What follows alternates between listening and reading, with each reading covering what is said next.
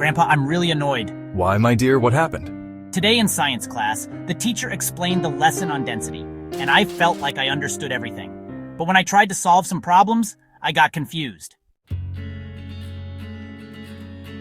Density is a very important concept in our daily lives. Do you remember the situation that happened to you last week when you were trying to carry two different boxes? You mean when I was trying to carry a small box of iron and a large box of styrofoam? The styrofoam box was much bigger but much lighter than the small iron box. Exactly, Cyril. This is the basis of the concept of density. The small box of iron was heavier because it contains a larger amount of matter, iron, in the same volume or in a much smaller volume compared to the styrofoam box. We say that iron is denser than styrofoam.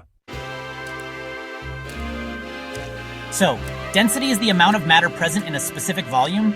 Well done, my boy.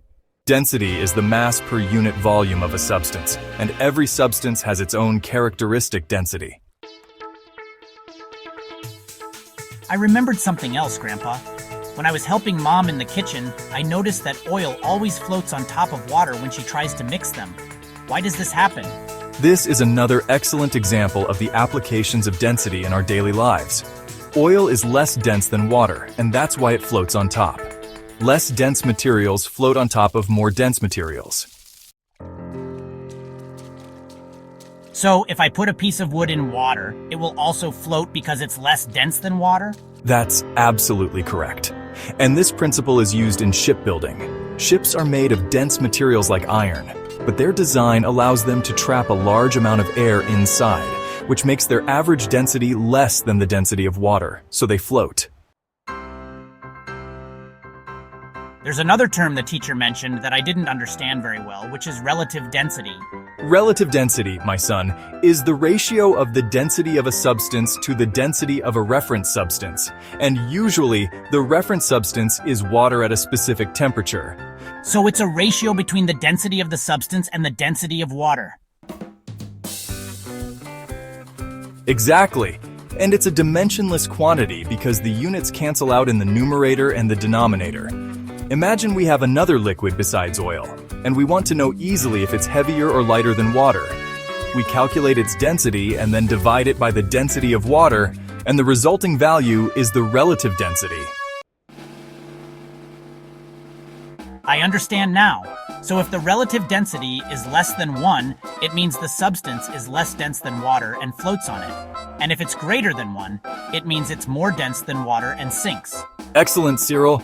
You've grasped the concept well. Do you remember the problem you faced while solving the exercises? Maybe now you can think about it differently. Yes, Grandpa. I remember one of the problems was about a metal piece with a known volume and mass, and we had to determine whether it would sink or float in water.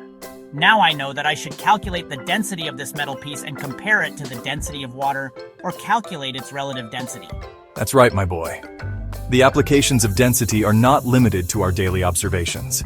They are used in many fields such as industry, engineering, medicine, and even in determining the purity of some materials. For example, measuring density can be used to check the quality of milk or fruit juice. Really, Grandpa? I never imagined that density had such importance in our lives. Thank you so much for this clear explanation and the interesting stories. Now I feel more confident in solving density problems. I am very happy that you understand, my dear. Always remember that science is all around us, and all we have to do is observe and ask questions. End of scene.